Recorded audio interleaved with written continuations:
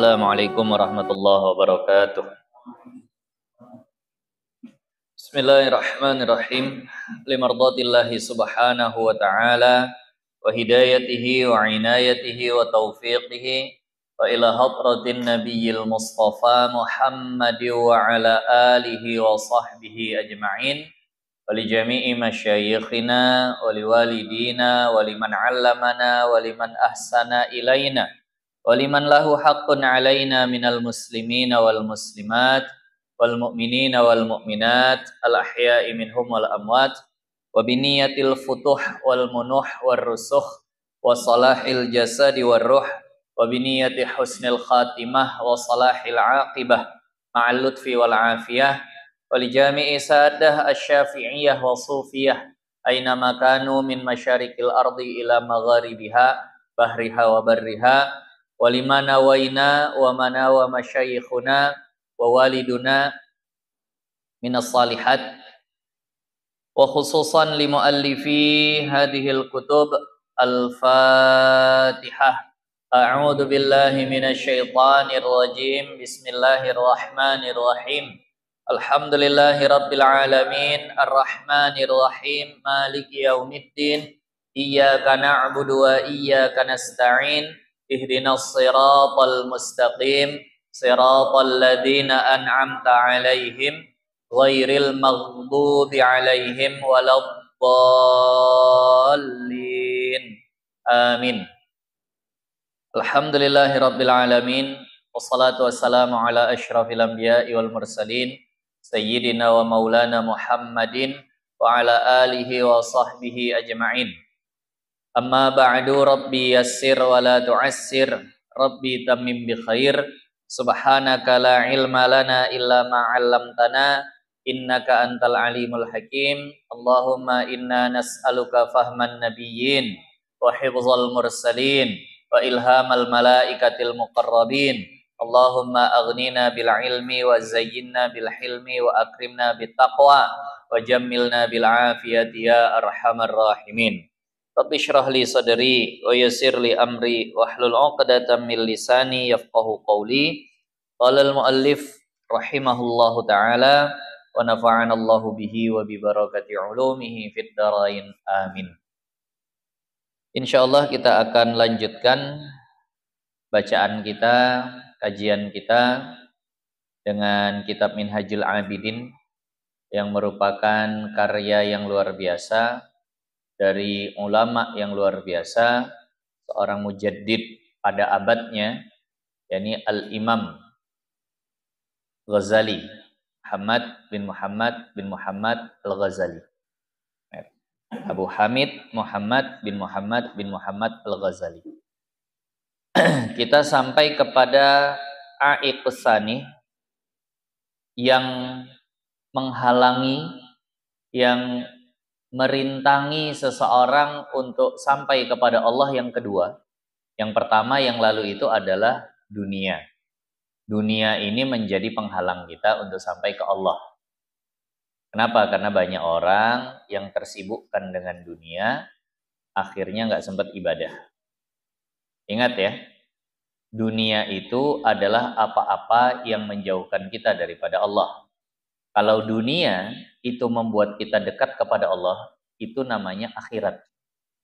Itu namanya perkara yang berkaitan dengan akhirat. Jadi bukan berarti mobil itu pasti dunia, enggak. Mobil itu bisa jadi urusan akhirat ketika dia mendekatkan kita kepada Allah.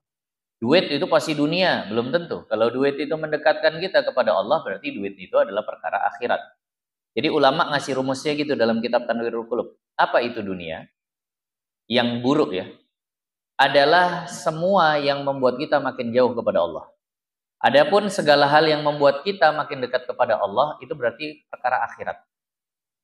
Itu berarti perkara ukhrawi. Nah, jadi jangan dilihat orang kaya tuh, itu dunia aja tuh. Belum tentu, jangan-jangan kayanya isinya akhirat semua.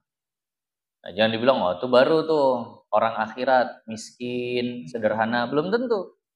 Dia miskin tapi pikirannya duit aja. Nah, itu namanya orang miskin yang duniawi. Ada orang kaya yang ukhrawi. Nah, itu yang pertama yang lalu. Lalu Imam Ghazali katakan yang menghalangi kita untuk sampai kepada Allah yang kedua bukan harta benda tapi al-khalqu, makhluk. Anak, istri, kawan, tetangga, kenalan, siapapun itu bisa menjadi orang yang menghalangi kita kepada Allah. Makanya harus tahu apa obatnya. Obat dari dunia adalah zuhud. Obat dari makhluk ini apa? Nah, obat dari makhluk ini nanti namanya adalah uzlah. Uzlah itu apa? Menyendiri. Loh, berarti nggak boleh bersosialisasi, nggak boleh berinteraksi. Nah, maka di sini perlu kita bahas lebih dalam tentang bagaimana menyikapi makhluk-makhluk yang menjauhkan kita daripada Allah. Dikata oleh Hatim Al-Asam, gitu ya? Kita sampai situ. Dikata oleh Hatim Al-Asam, seorang ulama sufi yang luar biasa. Hatim namanya, Al-Asam julukannya. Al-Asam itu artinya tuli. Saya ceritakan kembali dan saya nggak bosan dengan cerita ini. Karena kita bisa ambil pelajaran dari kisah Al-Imam Hatim Al-Asam. Hatim tuli. Kalau pelawak itu ada bolot budek. Bolot budek. Tapi dia untuk cari dunia, pura-pura budek. Nah, sementara Imam Hatim Al-Asam, itu Hatim tuli namanya. Apa yang dia tujukan dari pura-pura tulinya? Karena beliau nggak tuli sebenarnya. Nah, bagi yang mungkin baru bergabung atau yang udah sempat lupa ceritanya, Al-Imam Hatim Al-Asam selain ulama besar, beliau juga adalah seorang pedagang. Satu hari datang seorang pembeli ke toko beliau. Beliau sedang susun-susun barang, beliau sedang ya kurang lebih sebagaimana pedagang lah di tokonya. Tiba-tiba orang ini lagi milih-milih barang, buang angin, Masya Allah, bersuara dan kuat. Mungkin lagi masuk angin ya. Depan ulama besar, depan guru besar, depan kiai besar, buang angin, duar gitu. Ya nggak tahu lah bunyinya gimana. Pokoknya terdengar gitu. Bayangkan coba gimana malunya. Tapi ya kita kayak gitu kalau seandainya kejadian, kita kan malah malu tapi masa kabur gitu ya. Malah kelihatan gimana gitu ya, pasti ditahan-tahanin lah gitu kan. Kayak nggak ada kejadian gitu. Udahlah tahan-tahanin aja. Maka dia pun begitu. Lalu dia kayak udahlah dianggap aja nggak ada kejadian apa-apa walaupun udah malu luar biasa, udah nggak tahu lagi nih gimana perasaan hati. Akhirnya udah dianggap biasa aja. Lalu dia panggil, "Tuan, saya nak beli barang ini." Noh Hatim Al-Asam nggak ngelihat. Wah, marah nih. Gara-gara buang angin. "Tuan, saya mau beli." Nggak ditengok juga. Akhirnya ketiga kalinya dia keluarkan suara yang lebih keras dari suara buang anginnya tadi. "Tuan, saya mau beli ini." Akhirnya dia lihat, ada orang, kata Hatim Al-Asam. Kalau ngomong sama aku itu kuat dikit, agak-agak apa nih telinga. Gimana perasaan orangnya? Wah, alhamdulillah. Berarti tadi itu nggak denger dia. Hilanglah malunya. Apakah benar Imam Hatim Al-Asam nggak denger? Dengar. Cuma beliau pura-pura tuli demi menutup hati orang ini, demi ngobatin hati orang ini dari rasa malu. Sejak saat itu dijuluki Hatim tuli. Loh, kan kejadiannya sekali itu. Karena yang beli ini tetangga beliau. Kalau besoknya beliau normal lagi pendengarannya, maka tetangganya akan bilang, wah berarti kemarin pura-pura tuan. Saya ada baca satu riwayat, 10-15 tahun dia bertetangga sama orang tadi, selama itu pula dia pura-pura tuli. Kenapa takut? Nanti disangka ecek-ecek. Nah, ya Allah, begitu usaha ulama demi nutupin aib orang. Dan begitu luar biasanya usaha orang sekarang demi mencari aib orang. Sampai bikin acara di televisi. Sampai bikin, ada tuh di website itu, ya website yang memang bongkar-bongkar situs ataupun konten-konten yang bongkarin aib orang, itu ada seperti itu. Ya Allah. Kalau ulama dulu nutup seperti itu. Dari sejak saat itu beliau dijuluki Hatim tuli. Maka pelajaran yang kita ambil dari kisah ini, jangan bongkar aib orang. Jangan sampai orang itu malunya itu kesebar. Justru jadi orang yang mengamankan aib orang. Pura-pura enggak tahu dengan urusan yang bikin orang malu. Nah, itu seperti itulah hendaknya kita. Bersikap seperti Al-Imam Hatim Al-Asam. Ya. Kan berbanding terbalik sama kita ya. Kita dulu kalau lagi sekolah tuh ada yang buang angin, wah dicari sampai dapat kalau bisa. Siapa nih yang buang angin nih? Baunya luar biasa. Kau ya. Kalau ini yang masih sekolah sekarang ada seperti itu, pura-pura nggak tahu aja udah. Pura-pura nggak tahu, pura-pura nggak dengar, pura-pura nggak ada kejadian, biar orangnya nggak malu. Saya kemarin itu ada dapat kiriman, ya termasuk cara bijak. Ada satu sekolah, kan begini. Di sekolah itu kadang ada orang yang badannya bau. Ada orang yang bau badan tapi sering nggak nyadar gitu. Dan itu mohon maaf kadang mengganggu belajar kawan-kawannya. Jadi ada bendahara kelasnya dengan uang kasnya, dia inisiatif beli deodoran untuk orang satu kelas. Kalau cuma si orang itu yang dibeliin, kan malu tuh. Nah, itu saya dapat postingan, oh bagus juga nih gitu. Ini orang mau nutupin aib. Jadi hari ini kita bagi-bagi deodoran, tolong dipakai, semua dibagiin. Kalau seandainya cuma dia sendiri yang dikasih, langsung pasti dia kecil hati tuh. Bang, ini pakai ya, yang lain nggak dikasih, itu gimana rasanya? Maka saat itu tuh inisiatif luar biasa, tuh muda-muda tapi udah tahu cara nutupin aib orang. Dia bagiin tuh semua. Jadi yang bawa badan pun ngerasa, siapa sih yang bawa badan sampai dibagiin? Padahal dia gitu. Kenapa? Karena semuanya dikasih gitu. Nah, ini juga termasuk cara yang terpuji untuk menghilangkan satu hal yang mengganggu tanpa membuat orangnya tersinggung. Nah, itu kurang lebih lah. Ini kisah Hatim Al-Asam. Kalau ada orang sifatnya sudah seperti ini, pasti ucapannya layak didengar. Nah, apa kata beliau? Rahimahullah ta'ala. Aku tuntut daripada makhluk ini 5 perkara. Aku minta kepada makhluk ini 5 perkara. Nah, nanti ujungnya setelah beliau minta ini ternyata nggak ada yang dipenuhi, beliau akhirnya meninggalkan makhluk. Aku tuntut dari makhluk ini 5 perkara. Maka tiada aku dapat akan dia. Tapi satu pun dari 5 perkara yang aku minta tadi itu, satu pun nggak ada yang aku dapat. Satu pun tidak ada yang aku bisa temui dari yang aku minta tadi. 5 perkara. Apa itu? Yang pertama, aku tuntut daripada mereka itu taat dan zuhud. Beliau minta kepada keluarganya, beliau minta kepada teman-temannya, beliau minta kepada orang-orang di sekitarnya, ayolah kita bikin taat, ayolah kita zuhud. Nah, maka tiada berbuat mereka itu, nggak mau mereka.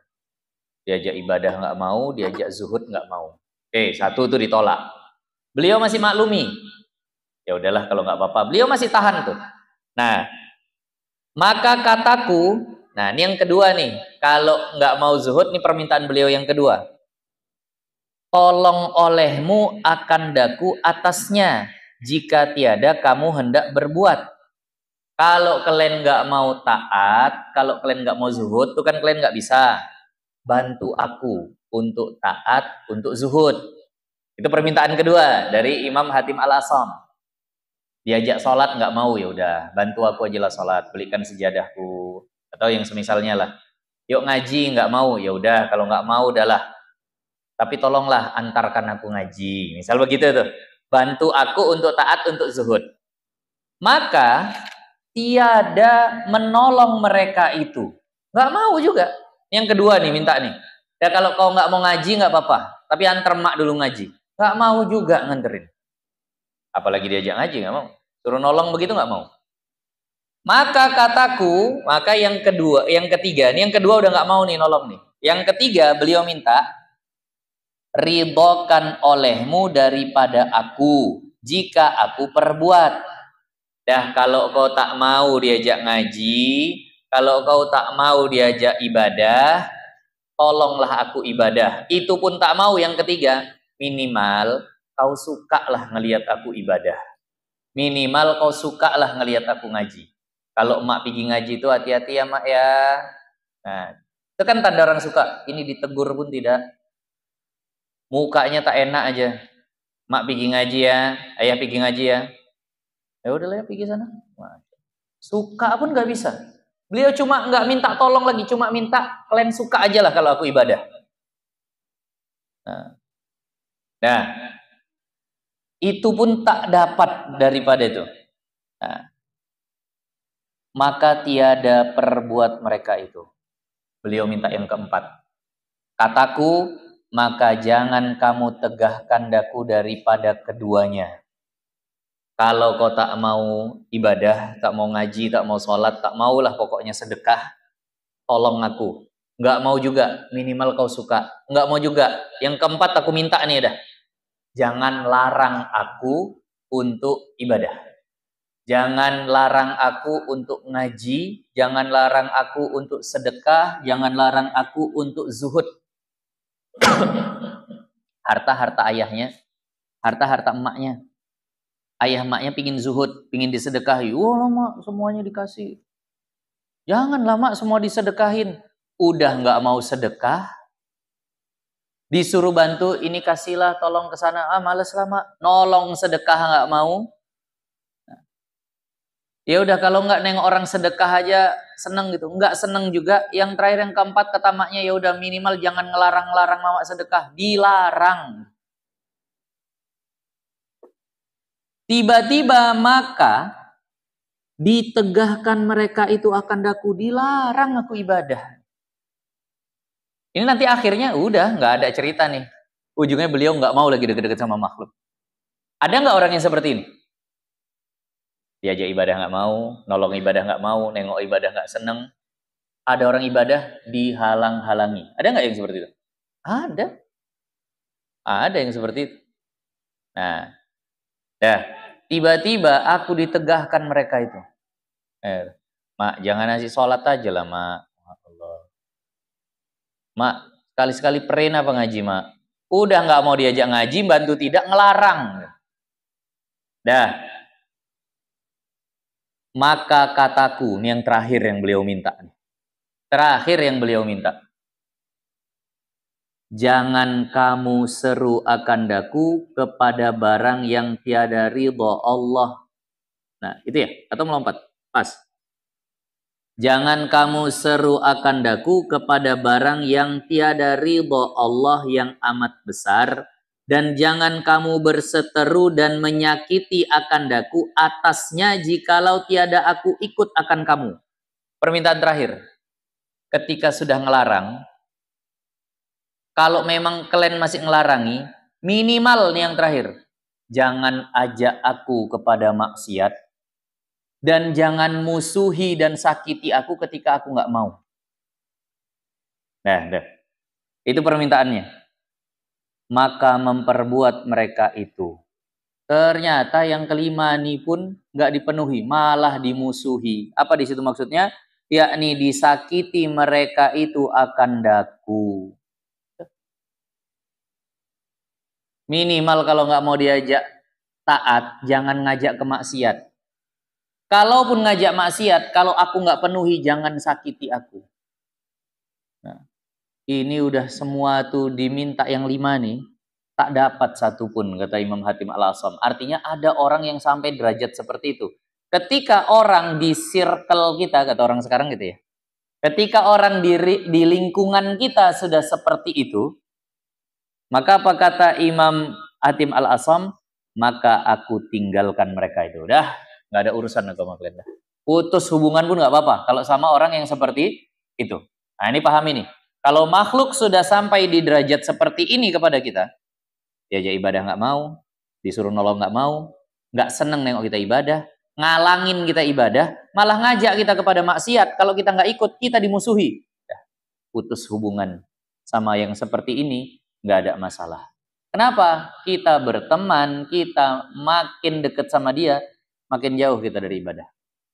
Maka kata Imam Hatim Al-Asam, ketika sudah sampai itu, aku tinggalkan mereka itu, dan aku membimbangkan, maksudnya aku fokus, menyibukkan, membimbangkan itu menyibukkan ya, menyibukkan dengan yang tertentu bagiku. Artinya aku hanya sibuk dengan urusanku sendiri.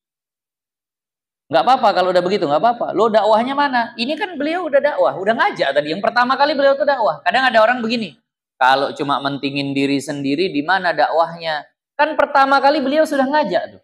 Nggak mau, kan gitu. Apa tadi yang pertama yang diminta? Ayolah kita taat, ayo kita zuhud. Nggak mau, itu yang pertama kali udah. Beliau masih tahan kalau nggak mau diajak. Tapi ketika sudah disakiti karena nggak mau bikin maksiat, udah. Nggak ada hubungan, nggak ada urusan, nggak ada masalah. Fokus sama diri sendiri. Ini namanya makhluk yang memang betul-betul menjauhkan kita daripada Allah. Paham nih ya? Kita punya batasan sama makhluk nih. Inilah batasannya. Kalau ada kawan, diajak ngaji nggak mau, masih dikawani nggak? Masih. Kan itu? Masih lah. Nah, dimintai tolong. Oh besok ada urusan nggak? Boleh pakai mobilmu mana? Ada maulid, ada pengajian sana. Janganlah, aku mau. Mintai tolong pun nggak mau. Masih dikawani nggak nih? Masih. Udahlah. Bisa dimintai tolong untuk taat, dah nggak masalah. Yang ketiga, nah, aku, yuk besok kita ke sana sini. Aku ada ngaji. Ayo ngaji-ngaji aja pun. Udah nggak seneng deh sama orang ngaji. Masih dikawani nggak apa-apa. Yang keempat, nah, kita mau ngaji, oh jangan ngaji lah. Aku mau ngaji, udah nggak? Ini ada ini itu segala macam lah, pokoknya kawan yang ngasih kerjaan segala macam membuat kita ngalangi ngaji. Itu pun kita masih bisa bertahan. Yang terakhir dia udah ngajak ke maksiat dan dia nggak seneng kalau kita nggak buat maksiat. Udah, kalau udah sampai derajat ini, nggak usah berkawan sama dia, nggak usah ada urusan sama dia, nggak masalah. Nah, paham tuh ya? Ini batasan dari Imam Hatim al-Asam. Jangan sampai belain makhluk akhirnya kita jadi maksiat. Nah, ini batasannya nih. Selama dia belum ngajak ke maksiat, silahkan. Selama dia belum ngajak ke maksiat, silahkan. Kita masih kenal, masih punya urusan. Walaupun mungkin dia nggak senang dengan taat kita, nggak apa-apa. Tapi kalau dia udah ngajak ke maksiat, urus diri masing-masing.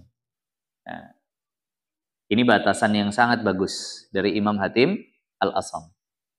Nah, kemudian ketahui olehmu hai saudaraku bahwasannya Nabi kamu Muhammad sallallahu alaihi wasallam telah mensifatkan zaman uzlah dan nyatakan naatnya. Naat itu sifat ya.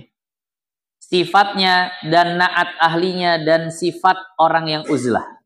Jadi begini. Kata Imam Ghazali, Nabi Muhammad itu udah nerangin kepada kita. Kapan, di zaman seperti apa kita harus uzlah. Dan uzlah itu bagaimana, dan orang yang uzlah itu bagaimana. Nabi kita udah ngasih tahu kita. Nanti kalau zamannya sudah begini, uzlahlah kalian. Nah itu udah. Nah sehingga kita harus tahu, di zaman seperti apa kita nggak usah terlalu banyak hubungan dengan manusia. Di zaman seperti apa? Nah, nggak usah semua komunitas diikuti gitu. Ya komunitas yang baik silahkan. Nah, ini semua dimasukin akhirnya agama dia jadi rusak. Nah, di zaman yang bagaimana itu udah diterangkan Nabi. Dan menyuruh padanya dengan menunggalkan diri. Dan Nabi menyuruh kita menunggalkan diri. Itu maksud daripada uzlah. Ngurus diri sendiri. Nah, menunggalkan itu bacaannya menunggalkan ya. Nah, bukan menawakalkan diri, bukan. Menunggalkan diri. Yang punya terjemahan apa? Ada? Pakai terjemahan. Nah, Bang Mul pakai terjemahan kayaknya. Menunggalkan. Ya kan? Menunggalkan diri. Dan adalah Nabi SAW tiada mustahil. Tiada mustahil itu pasti maksudnya. Tiada mustahil kasih garis bawah maksudnya pasti gitu. Bahwa Nabi SAW itu pasti ia terlebih mengetahui dengan masalih, yakni yang terlebih patutnya, terlebih baiknya. Dan harus kita yakini Nabi Muhammad itu adalah orang yang paling ngerti mana yang baik untuk kita. Gitu.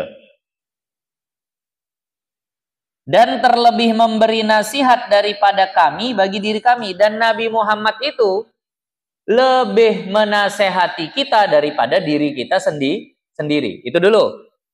Nih Imam Ghazali bilang gini, Nabi udah cerita kapan kita harus uzlah. Kadang soalnya kita pasti nentang nih.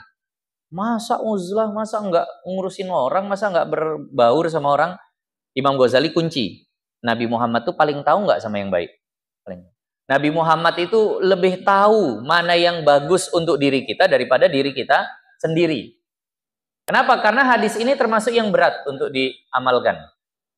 Kita belum bisa, tapi minimal membuat kita jadi membatasi ya. Orang mana yang harus kita temani, mana yang enggak. Jadi dikunci nih sama Imam Ghazali. Nabi itu pasti lebih tahu mana yang baik. Nabi itu pasti lebih menasehati kita daripada diri kita sendiri. Nah, maka jika engkau dapat pada masa kamu atas barang yang disifatkan dia, kalau nanti kau temui zamanmu itu persis seperti yang diceritakan Nabi, dan yang dinyatakan dan yang diceritakan Nabi ini nanti, maka junjung akan suruhnya, maka turuti perintah Nabi itu. Turuti perintah Nabi. Kalau nanti zaman kita ini udah pas belum sama hadis Nabi nanti? Kalau pas, kalau udah betul seperti itu, udah banyak-banyak urus diri sendiri. Nah, belum nyampe nih hadisnya. Dan apa itu? Tegahnya dan laksanakan perintahnya dan tinggalkan larangannya. Dan berhadap bagi nasihatnya. Berhadap artinya menerima. Dan terimalah nasihat Nabi. Dan jangan kamu syak, jangan kamu ragu pada bahwasannya Nabi SAW adalah ia terlebih mengetahui dengan barang yang terpatut pada masamu. Jadi harus kamu yakin Nabi itu yang paling tahu apa yang baik di zaman kita. Walaupun Nabi hidupnya 14 abad yang lalu, tapi yakinlah Nabi paling tahu apa yang harus kita lakukan di hari ini. Yakin nggak itu? Harus yakin. Jangan syak, jangan ragu. Walaupun Nabi nggak hidup di zaman handphone, tapi Nabi tahu bagaimana nyikapi handphone. Itu Nabi paling tahu. Walaupun Nabi nggak hidup di zaman internet, tapi Nabi paling tahu gimana cara nyikapi internet. Walaupun Nabi nggak hidup di zaman, apalagi lah ini, segala macam lah perkembangan zaman. Zaman belanja online, tapi Nabi paling tahu tuh bagaimana cara nyikapinya. Nah, iya, bagian dari iman. Karena kita imani bahwa Nabi adalah orang yang paling alim, paling sidik, paling benar ucapannya. Nah, pada maka jangan kamu karenakan dengan suatu karena yang dusta. Jangan kamu beralasan dengan satu alasan yang dusta. Oh, itu kan zaman dulu. Mungkin kalau Nabi hidup sekarang nggak begitu ucapan Nabi. Oh, nggak boleh itu gitu. Jangan sampai bikin alasan-alasan begitu. Nabi bilang jangan begini-begini. Itu dulu. Sekarang udah nggak cocok ucapan Nabi itu dipakai. Oh, itu alasan-alasan yang dusta. Nah, kata Nabi perempuan itu banyak di rumah. Itu dulu. Sekarang ya namanya zaman udah berkembang, masa perempuan di rumah aja? Itu namanya jangan kamu karenakan dengan karena yang dusta. Karena itu alasan ya. Jangan ngeles gitu. Dengan ngeles-ngeles yang nggak bagus. Nah. Dan jangan kamu kena tipu daya oleh dirimu. Jangan kamu kena tipu daya oleh dirimu. Dan jika tiada, maka engkau itu orang yang halik. Kalau kau nggak nurut ini, kau akan jadi orang yang celaka. Yakni orang yang binasa. Dan tiada diudur bagimu, nggak akan dimaafkan bagimu. Dan sifat yang aku sebut akan dia bagimu. Nah, dan sifat kapan kita harus uzlah ini? Kapan kita harus fokus sama urusan sendiri, nggak usah terlalu nyibuin urusan orang? Yaitu khabar atau hadis. Yaitu hadis atau khabar yang masyhur daripada Abdullah bin Umar wa Ibnul As. Abdullah bin Umar dan Abdullah bin As. Bukan, Abdullah bin Umar bin As, mohon maaf. Abdullah bin Umar bin As gitu. Bukan Abdullah bin Umar, itu berarti wawunya agak maju, karena kelangnya terlalu jauh. Abdullah bin Amr, nah gitu ya. Abdullah bin Amr bin As. Nah. Bukan Abdullah bin Umar, Abdullah bin Amr bin As. Ini yang emaknya ini adalah bidannya Rasul. Emaknya Abdullah bin Amr bin As ini itu bidannya Nabi. Waktu Nabi lahiran, ya yang nyambut Rasulullah. Emaknya Abdullah bin Amr bin As. Nah, bahwasannya ia berkata, kata Sayyidina Abdullah bin Amr bin As, antara kami, antara itu diartikan di saat, ya. Bainama nahnu ketika, pada saat gitu. Pada saat kami, pada saat kami dikeliling Rasulullah, di sekitar Rasulullah Sallallahu Alaihi Wasallam, nah, apabila disebutkan fitnah, maka sabdanya, maka ketika disebutkan tentang cobaan-cobaan hidup ini, begitu bahayanya dunia ini, itu maksud fitnah, maka Nabi bersabda, idza ra'aitumun nasa, apabila, nanti artinya ya, idza ra'aitumun nasa marajat uhuduhum, di sini wa khanat amanatuhum, tapi kalau di kitab Arabnya wa khaffat, di situ khaffat atau khanat? Yang diterjemahan khanat. Ya. Kalau di kitab ini kitab asli Arabnya khaffat. Kayaknya yang lebih tepat ya kalau dari bahasanya khaffat. Karena kalau khanat itu artinya berkhianat. Masa amanahnya yang berkhianat? Paham ya? Nggak cocok. Yang dikhianati iya amanahnya. Kayaknya kalau Anda pribadi itu khaffat yang lebih tepatnya. Sedikit. Khaffat kan? Nah, di Arabnya itu khaffat. Nah, kalau di Arabnya. Wa kanu hakada. Wa syabbaka baina asabi'ihi. Qultu ma asna'u ya Rasulullah. Nah, inda dalika ja'alani Allahu fida'aka. Qala ilzam baitaka wa amlik angka lisanaka wa khudh ma ta'rifu wa da' angka ma tungkiru wa alaika bi amril khasi wa da' angka amral amati. Artinya apa? Ini adalah masa yang cocok untuk uzlah, untuk nggak terlalu berbaur sama manusia. Apabila lihat kamu akan manusia tiada menyempurnakan janjinya, kalau banyak orang yang sudah tidak memegang janji. Banyak nggak sekarang nih? Banyak ya? Kalau saya terpilih, nggak tahu lah terpilih jadi apa ya. Saya akan begini. Nah, rupanya dia begitu. Tuh yang pertama tuh kata Nabi. Kalau kamu lihat manusia sudah tidak menyempurnakan janji mereka itu dan khianat amanah mereka itu, banyak yang nggak amanah, mohon maaf. Jangan kita lihat gubernur, DPR segala macam. BKM masjid aja pun sudah tidak amanah. Pimpinan pondok pun udah banyak yang nggak amanah. Ada yang lagi viral tuh.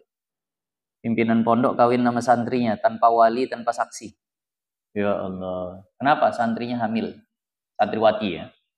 Itu hamil. Ya Allah. Dari yang mulai itu aja udah sangat banyak yang gak amanah. Na'udzubillah.